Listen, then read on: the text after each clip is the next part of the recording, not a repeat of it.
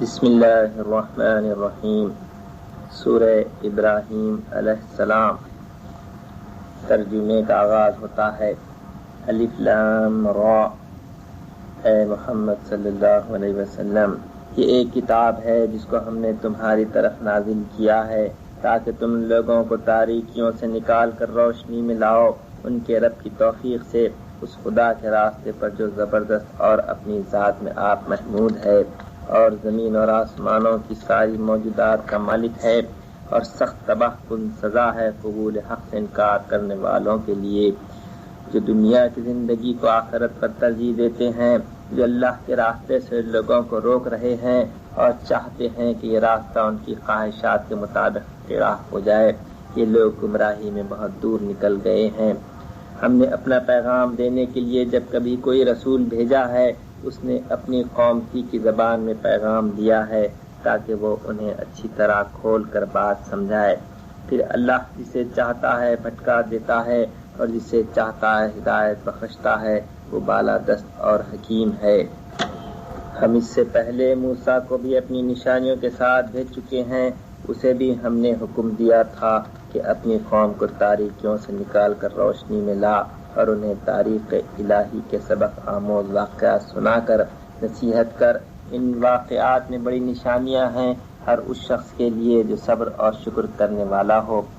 یاد کرو جب موسیٰ نے اپنی قوم سے کہا، اللہ کے اس احسان کو یاد رکھو جو اس نے تم پر کیا ہے۔ اس نے تم کو فرعون اور والوں سے چھڑایا جو تم کو تکلیفیں دیتے تھے، تمہارے لڑکوں کو قتل کر ڈالتے تھے اور تمہاری عورتوں کو زندہ بچا رکھتے تھے۔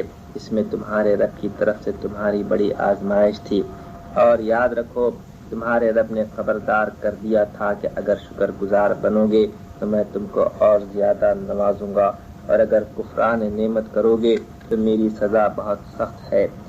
اور موسیٰ نے کہا کہ اگر تم کفر کرو اور زمین کے سارے رہنے والے بھی کافر ہو جائیں تو اللہ بے نیاز اور اپنی ذات میں آپ محمود ہے۔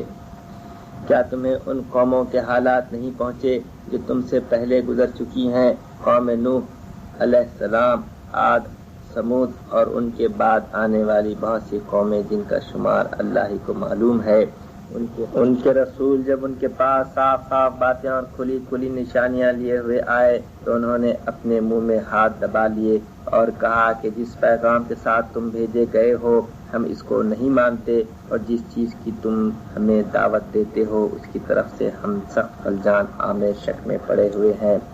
ان کے رسولوں نے کہا، کیا خدا کے بارے میں شک ہے جو آسمان اور زمین کا خالق ہے؟ وہ تمہیں بلا رہا ہے تاکہ تمہارے قصور معاف کرے اور تم کو ایک مدت مقرر تک مہلت دے۔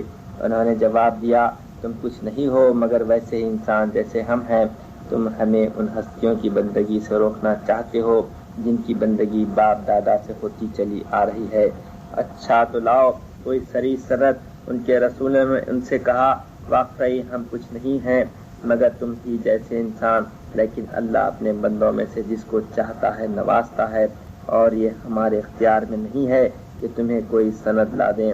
سند تو اللہ ہی کے اذن سے آ سکتی ہے، اور اللہ ہی پر اہل ایمان کو بھروسہ کرنا چاہیے۔ اور ہم کیوں نہ اللہ پر بھروسہ کریں جبکہ ہماری زندگی کی راہوں میں اس نے ہماری رہنمائی کی ہے۔ جو اذیتیں تم لوگ ہمیں دے رہے ہو ان پر ہم صبر کریں گے، اور بھروسہ کرنے والوں کا بھروسہ اللہ ہی پر ہونا چاہیے۔ آخر کار منکرین نے اپنے رسولوں سے کہہ دیا کہ یا تو تمہیں ہماری ملت میں واپس آنا ہوگا ورنہ ہم تمہیں اپنے ملک سے نکال دیں گے۔ تب ان کے رب نے ان پر وحی بھیجی کہ ہم ان ظالموں کا ہلاک کر دیں گے اور ان کے بعد تمہیں زمین میں آباد کریں گے۔ یہ انعام ہے اس کا جو میرے حضور جواب دہی کا خوف رکھتا ہو اور میری وعید سے ڈرتا ہو۔ انہوں نے فیصلہ چاہا تھا تو یوں ان کا فیصلہ ہوا، اور ہر جبار دشمن حق نے منہ کی کھائی۔ پھر اس کے بعد آگے اس کے لیے جہنم ہے، وہاں اسے کچھ لہو کا سا پانی پینے کو دیا جائے گا جسے وہ زبردستی حلق سے اتارنے کی کوشش کرے گا اور مشکل ہی سے اتار سکے گا۔ موت ہر طرف سے اس پر چھائی رہے گی مگر وہ مرنے نہ پائے گا، اور آگے ایک سخت عذاب اس کی جان کا لاگو رہے گا۔ جن لوگوں نے اپنے رب سے کفر کیا ہے ان کے اعمال کی مثال اس رات کی سی ہے جسے ایک طوفانی دن کی آندھی نے اڑا دیا ہو، وہ اپنے کیے کا کچھ بھی پھل نہ پا سکیں گے۔ یہی پرلے درجے کی گمشدگی ہے۔ کیا تم دیکھتے نہیں ہو کہ اللہ نے آسمان و زمین کی تخلیق کو حق پر قائم کیا ہے؟ وہ چاہے تو تم لوگوں کو لے جائے اور ایک نئی خلقت تمہاری جگہ لے آئے، ایسا کرنا اس پر کچھ بھی دشوار نہیں ہے۔ اور یہ لوگ جب اکٹھے اللہ کے سامنے بے نقاب ہوں گے تو اس وقت ان میں سے جو دنیا میں کمزور تھے وہ ان لوگوں سے جو بڑے بنے ہوئے تھے کہیں گے دنیا میں ہم تمہارے تابع تھے، اب کیا تم اللہ کے عذاب سے ہم کو بچانے کے لیے بھی کچھ کر سکتے ہو؟ وہ جواب دیں گے اگر اللہ نے ہمیں نجات کی کوئی راہ دکھائی ہوتی تو ہم ضرور تمہیں بھی دکھا دیتے، اب تو یکساں ہے خواہ ہم جزا قضا کریں یا صبر، بہرحال ہمارے بچنے کی کوئی صورت نہیں۔ اور جب فیصلہ چکا دیا جائے گا تو شیطان کہے گا حقیقت یہ ہے کہ اللہ نے جو وعدے تم سے کیے تھے وہ سب سچے تھے اور میں نے جتنے وعدے کیے ان میں سے کوئی بھی پورا نہ کیا، میرا تم پر کوئی زور تو تھا نہیں، میں نے اس کے سوا کچھ نہیں کیا کہ اپنے راستے کی طرف تمہیں دعوت دی اور تم نے میری دعوت پر لبیک کہا۔ اب مجھے ملامت نہ کرو، اپنے آپ ہی کو ملامت کرو، یہاں نہ میں تمہاری فریاد رسی کر سکتا ہوں اور نہ تم میری، اس سے پہلے جو تم نے مجھے خدائی میں شریک بنا رکھا تھا میں اس سے بری ذمہ ہوں۔ ایسے ظالموں کے لیے تو دردناک سزا یقینی ہے۔ بخلاف اس کے جو لوگ دنیا میں ایمان لائے ہیں اور جنہوں نے نیک عمل کیے ہیں وہ ایسے باغوں میں داخل کیے جائیں گے جن کے نیچے نہریں بہتی ہوں گی، وہاں وہ اپنے رب کے اذن سے ہمیشہ رہیں گے اور وہاں ان کا استقبال سلامتی کی مبارکباد سے ہوگا۔ کیا تم دیکھتے نہیں ہو کہ اللہ نے کلمہ طیبہ کو کس چیز سے مثال دی ہے؟ اس کی مثال ایسی ہے جیسے ایک اچھی ذات کا درخت جس کی جڑ زمین میں گہری جمی ہوئی ہے اور شاخیں آسمان تک پہنچی ہوئی ہیں، ہر آن وہ اپنے رب کے حکم سے اپنے پھل دے رہا ہے۔ یہ مثالیں اللہ اس لیے دیتا ہے کہ لوگ ان سے سبق لیں۔ اور کلمہ خبیثہ کی مثال ایک بدذات درخت کی سی ہے جو زمین کی سطح سے اکھاڑ پھینکا جاتا ہے، اس کے لیے کوئی استحکام نہیں ہے۔ ایمان لانے والوں کو اللہ ایک قول ثابت کی بنیاد پر دنیا اور آخرت دونوں میں ثبات عطا کرتا ہے، اور ظالموں کو اللہ بھٹکا دیتا ہے۔ اللہ کو اختیار ہے جو چاہے کرے۔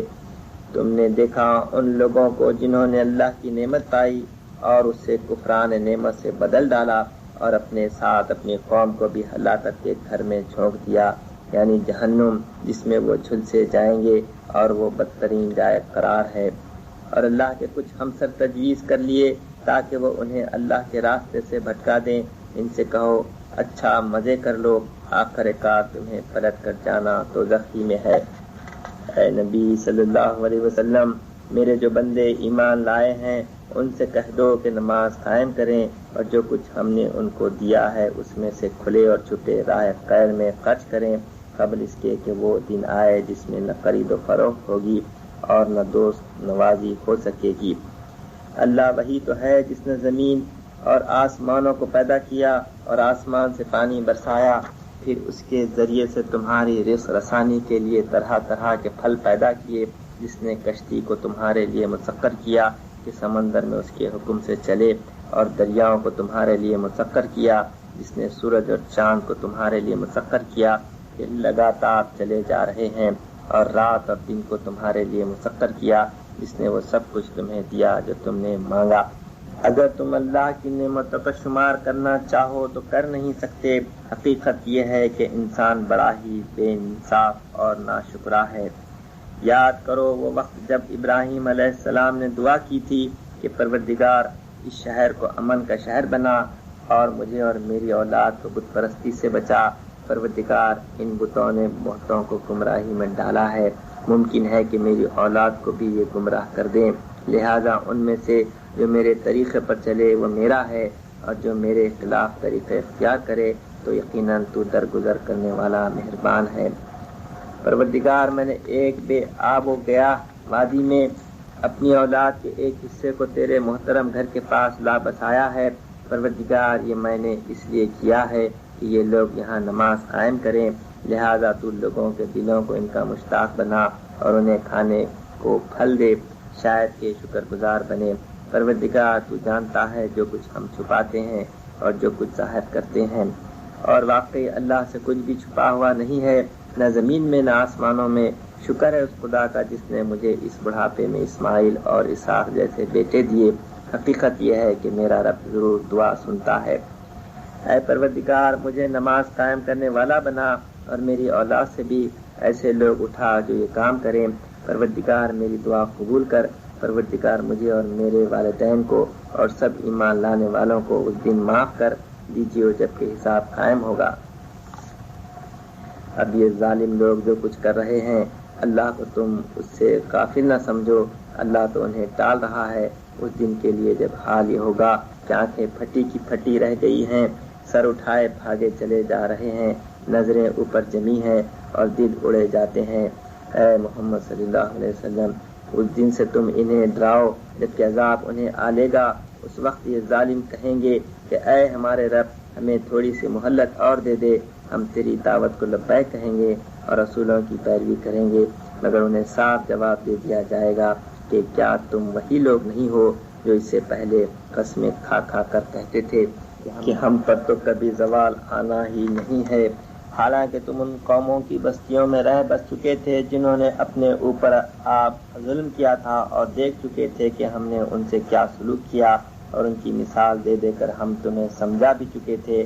انہوں نے اپنی ساری چالیں چل دیکھیں، مگر ان کی ہر چال کا توڑ اللہ کے پاس تھا، اگرچہ ان کی چالیں ایسی غضب کی تھیں کہ پہاڑ ان سے ٹل جائیں۔ بس اے نبی صلی اللہ علیہ وسلم، تم ہرگز یہ گمان نہ کرو کہ اللہ کبھی اپنے رسولوں سے کیے ہوئے وعدوں کے خلاف کرے گا۔ اللہ زبردست ہے اور انتقام لینے والا ہے۔